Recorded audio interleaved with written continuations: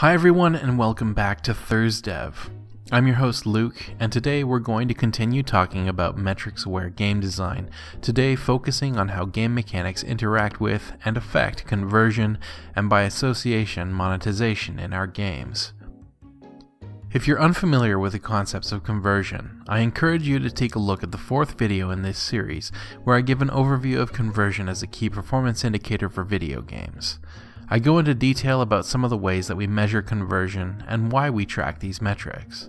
This will help you to understand some of the lingo that I'll be using in the upcoming lesson. Now, a disclaimer. Conversion is one of those metrics that has varying degrees of relevance in game development. By its very definition, it's the act of players converting from not paying to paying for something in your game, so this is primarily only relevant when talking about video games that include DLC in the form of microtransactions or even game expansions. A pure premium product, generally speaking, doesn't really look at these things. I also recognize that, particularly in the game market of the immediate present, where the loot box is a hot button topic, there's a lot of conversation in the game space about this from lootologists both professional and unprofessional, and many questions are being raised about the ethicality of designing mechanics specifically for conversion. If you're offended in some way by the concept of designing your game for profit, then you'll probably not enjoy today's video. Full disclosure, I work in a game development studio on a game that has a gacha-based economy, as was my previous studio. I wouldn't work in a studio whose business practices I disagree with, so I am personally pro-monetization, and I'm in a position that requires me to be something of an economy expert. That said, I will be attempting to keep this talk impartial, factual, and educational. If my professional involvement with the application of monetization systems like gacha, also commonly known as loot boxes, makes the following statements carry less weight with you, it's your prerogative to disregard any or everything I say, but I'm speaking from experience and personal observation, and as always, in no way am I speaking on behalf of my employers. Now that we have all of that out of the way, let's talk monetization and conversion. I'll start off by saying one important thing. Conversion is monetization is conversion. This series has focused on metrics, so conversion is the order of today's video, but ultimately the difference between the two is that conversion measures the rate at which players adopt your monetization schemes, so the creation of conversion mechanics is the creation of well thought out monetization. And honestly, otherwise, there's no huge secret to conversion. At the end of the day, when all is said and done, there are three major components to creating successful monetization that leads to conversion: value proposition, ease of purchase, and product quality. In other words, do people care about what you're selling? Is it easy to buy? And is the game good enough that players will want to buy it? The last of those questions is, of course, one that's not something easily taught. You can have the best implemented monetization system in the world, but if the game they're attached to sucks, then people are still not going to bother buying them. Your game has to, first and foremost, be fun and engaging enough that your players are going to become invested enough to actually care to make a purchase. To a certain extent, there are ways to help shepherd players into caring about your game, spoken about in the previous video by creating play habits and ensuring that players are retained, but the gameplay itself is yours to explore. Ease of purchase is also something of a no-brainer. In all instances of monetization, never get in a player's way. If a player has to hunt around for a way to purchase something that you're offering, then you're doing something wrong. Offer it to them in an appropriate place and make it as easy as possible for the player to make the purchase if they want to.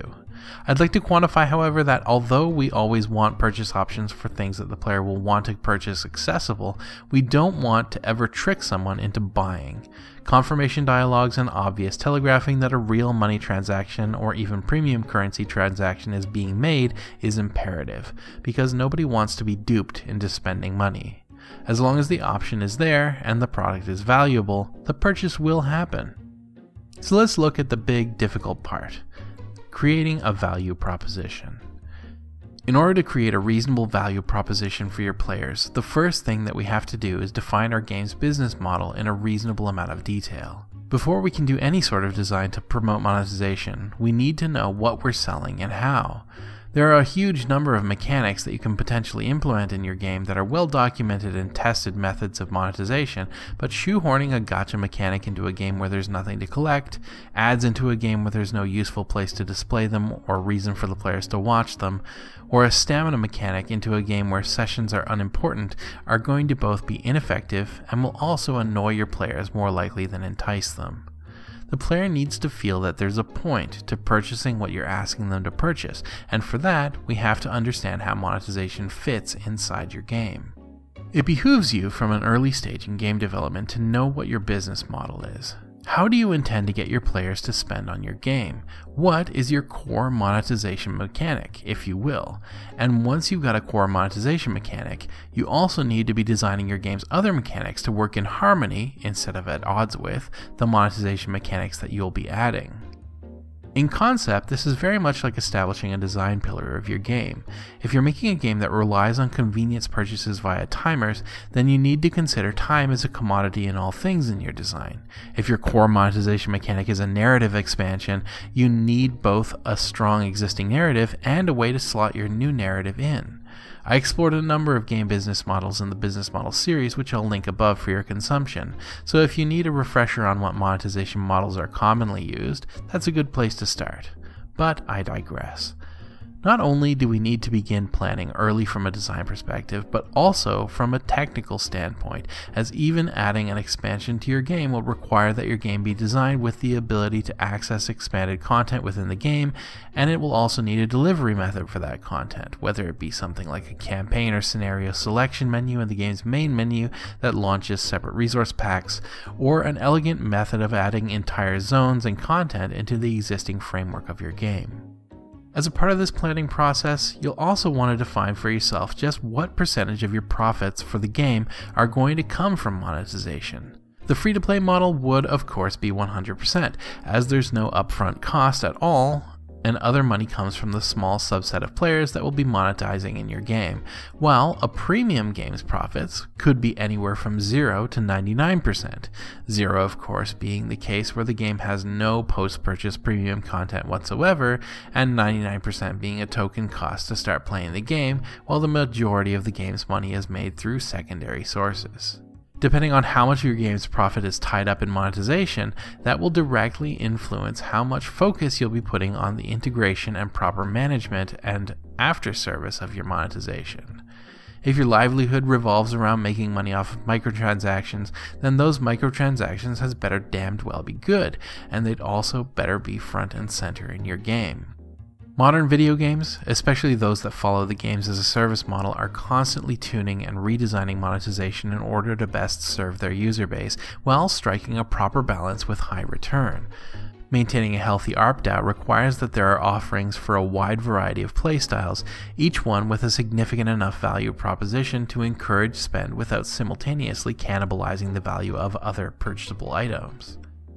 You'll want to be acutely aware of things like ARPDAU and your remonetization rates when considering your monetization mechanics, especially in free-to-play games, as not only do you need players to be spending in your game, but you want them to have a reason to spend more than once with consistency, assuming that your design is solid.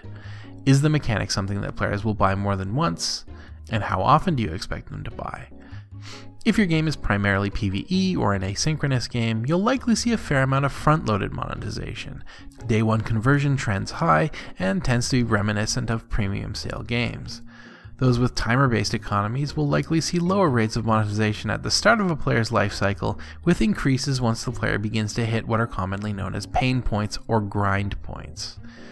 A live competitive game will also focus on later conversion and remonetization, as it can take time for a player to begin to feel competitive, which usually happens after they get out of the pool of first-time and low-level players. Conversion on competitive games is, in this way, directly tied to retention. In further contrast, the expansion pack on a premium game is much easier to make obscure or deprioritize. Long-form games with much larger scale purchasables are less concerned with daily figures, instead focusing on pure conversion rate, as players will often take a long time to get to the point where they need to access purchasable content. Instead, we look at adoption of the expansion to those who have the core product, with less regard to short-term player engagement. Certainly you shouldn't completely deprioritize. The player should still know how to access the content that you're offering for purchase right away and have a reason to eventually get to it, but low return, high conversion products tend to be less urgent. It's all a balancing act. Begin with the type of monetization that you as a developer are comfortable with. You'll want to be ready for the monetization scheme, whatever it may be, to be a central part of your game, or at least a major complementary component, and understand both how it works and what your main metrics need to be. The monetization schema that you decide upon are going to be the major factor in informing your other designs, and in order for them to be effective, you have to evaluate what other game mechanics do to contribute to or to hinder the efficacy of your monetization mechanics. It should go without saying that you don't want to be designing things that can circumvent your monetization points or render them unattractive. In a game where your main source of income is through paying to reduce wait timers, having a normal gameplay way to instantly do things that you're keeping behind timers undermines the monetization mechanic, at best damaging your profit line, and at worst causing players to regret spending on your game. It should be noted, however, that as a rule of free-to-play economy, though complete and unfettered circumnavigation of your monetization mechanics will defeat their purpose, managed grind, allowing players to achieve what you offer through premium purchase by instead engaging with the game, is important, as it not only gives everyone playing your game a chance to get everything, but it maintains fairness, which is a big deal. For each item that you plan to charge for, it's valuable for you to have a solid understanding of its actual monetary value. One pitfall of monetization that I've seen many times over is the tendency to under or over-deliver value in your purchase. When you're designing a game with monetization systems wired in, you need to be aware of what a single unit of value is, arbitrary though it may be, and use that as a starting point for both pricing and tuning all of your saleable items and other mechanics within the game. For a game with a time or grind-based economy, know how much premium currency a minute is worth. You'll always then be able to extrapolate what the ideal cost is for any item, and by proxy the value of any given mechanic. From there you can start to tweak the values, make higher spend have better value to encourage players to engage with your monetization more. Boiling it down to specific values for time invested also allows you to value more abstract things, like how much your gacha should be worth to buy versus grind. By extrapolating, you can also see if your smallest common point of value is too large or too small. Maybe a minute isn't worth as much as you're charging for it if a player couldn't possibly grind through the content of the game in a decade of play.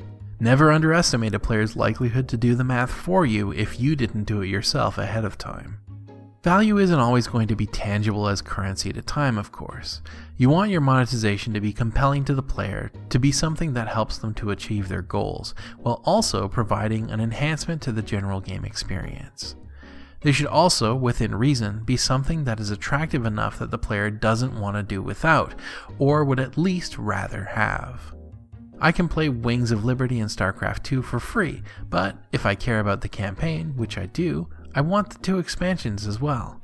I can play Witcher 3 without Hearts of Stone or Blood and Wine, but if I love the main plotline, of course I want the rest.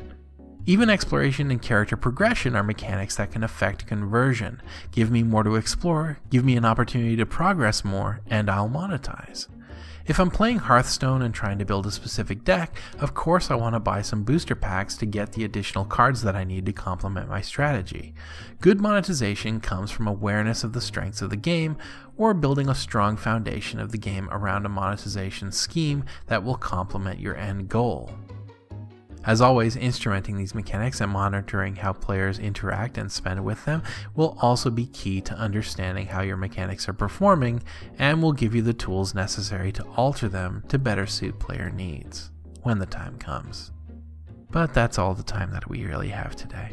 I hope that you enjoyed this episode of ThursDev and found it at least entertaining or educational, or one of those two things, and I hope that you'll consider coming and joining us again next time.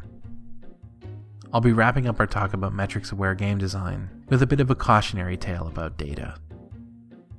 In the meantime, however, I'd like to thank you very much for joining me as always. It means a lot to me that everybody is still coming and watching these videos.